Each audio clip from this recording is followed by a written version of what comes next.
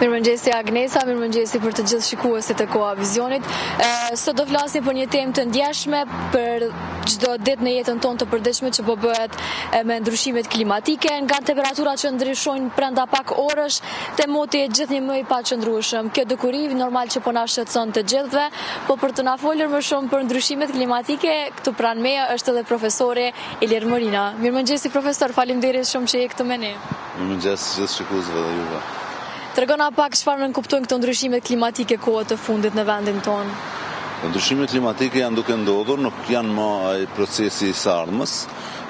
Domthon pasojat ne po i përjetojmë sikurse në temperatura, gjithashtu edhe në rreshje, gjithashtu në avullime në çdo aspekt.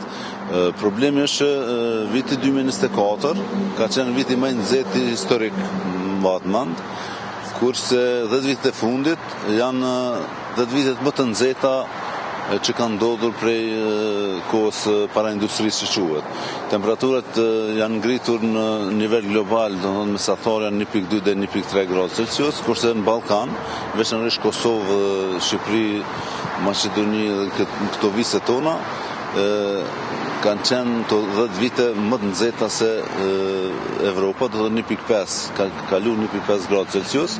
Kjo vjen si pasojë ngopjes së ajrit me gazra serë që quajmë ne. Gazra serë janë dioksid karboni, oksidet e sulfurit, azotit, format ndryshme të oksideve të karbonit, të cilat lirohen nga djegja e fosileve, nga djegja e naftës, të ngjillit, gjitha këto procese të cilat ne i kemi të zhvilluara si industri ose ish industri që e kemi trashëguar.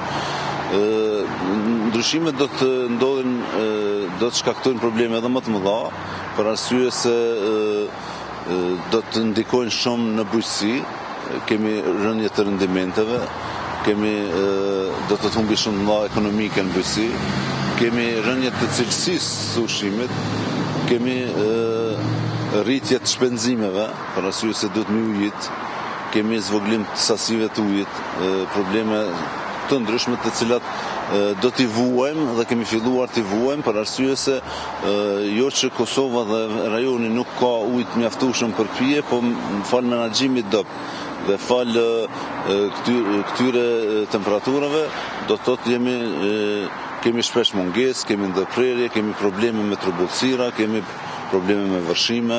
Gjitha këto probleme janë probleme që rrjedhin nga ndryshimet klimatike të ngadalshme. Mirë po, besoj që në një afat të gjatë historik, këto janë shumë të shpejta që po ndodhin. Por është normale që kur të shohim motin që prej 18 gradë Celsius po bie në 8 gradë Celsius, a mendon se ndikon keq këto edhe në normal në emocionet e njerëzve, gjithashtu edhe në punët e ndryshme që i bëjmë çdo ditë? Ky është një stres shumë i madh i shkaktuar klimatik, si në disponim njerëzve, gjithashtu edhe në cilësinë e jetës, për arsye se shkakton probleme të shpeshta për një kohë shumë të shkurtër. Jemi dëshmitar të dy parë vërshimeve veç në këtë vit, do të thotë të cilat shkaktuan probleme shumë të mëdha dhe ndodhen shumë shpejt. Pse ndodhen shpejt? Për arsye se të gjitha rreshtet bijnë me një intensitet shumë më të madh për një kohë shumë të shkurtër. Nuk e kemi më renditjen e rreshjeve siç e kemi pasur përpara, që për shembull ka ra 1700 deri 1200 mm shi gjatë vitit, por renditja ka qenë e mirë, për bujqësi kanë qenë e mirë, po edhe për njerëz kanë qenë e mirë. Parafërsisht kanë qenë të parapara. Domthonë kemi mujt me parapa motin, ose me parapa edhe rreshjet, edhe të ftoftit, edhe të nxehtit. Stint janë dalluar shumë më shumë. Sot kemi dimra më të butë, kemi rreshje më të vogla, ato rreshje në sasi janë më të vogla, po binë në një kohë shumë të shkurtë dhe shkaktojnë dëme më të mëdha. Gjithashtu gjatë verës kemi do të thotë Prishtina sidomos, llogaritet që vitet e fundit, këto 10 vite, po sidomos 5 vite e fundit, është qyteti që ka më shumë temperaturë mbi plus 35 gradë Celsius. Edhe kjo është një stres shumë i madh si për gjitha qenet e gjalla, veçanërisht për njerëzit, të cilët pastaj me atë stres e dim që shkojnë në punë, me atë stres jetojnë në familje, e gjitha këto probleme në komunikacion, gjitha këto shfaqen në një formë apo në një formë tjetër, që janë simptome të cilat shpeshherë mjekësia s'po mund edhe me shpjegu. Mi po problemet më të mëdha se këto janë problemet e sëmundjeve që po paraqiten.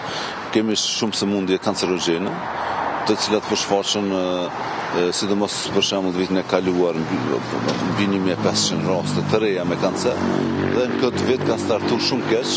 Pas Institutit Onkologjik, do të thonë, kemi dhëna që afërsisht 600 vet janë shkurt mars, janë paraqitur dhe janë identifikuar me sëmundje të kancerit.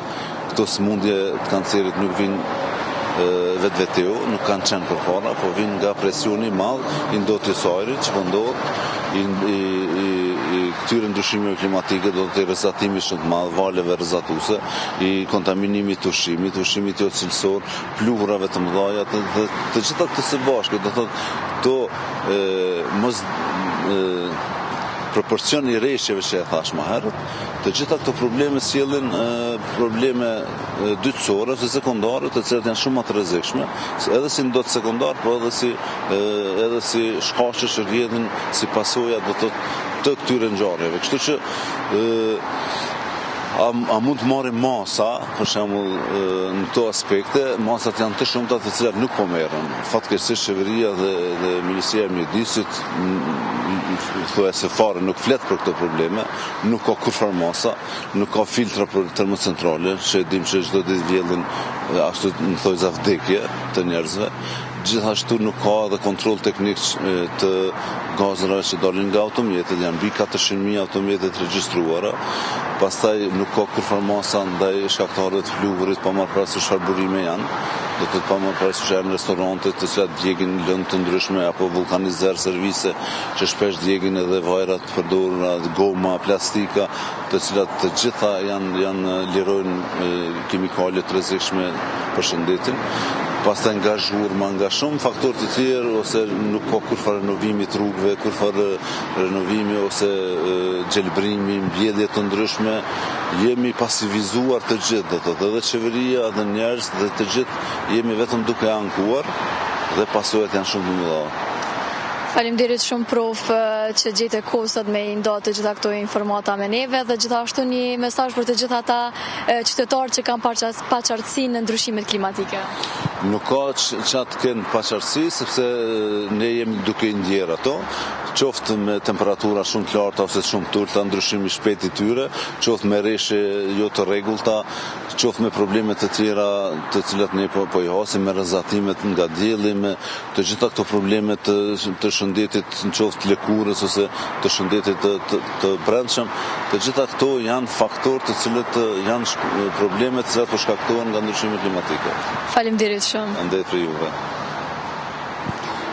Agnesa ka që nga kjo lidhje direkte, po e kaloj linjën tek ju në studio.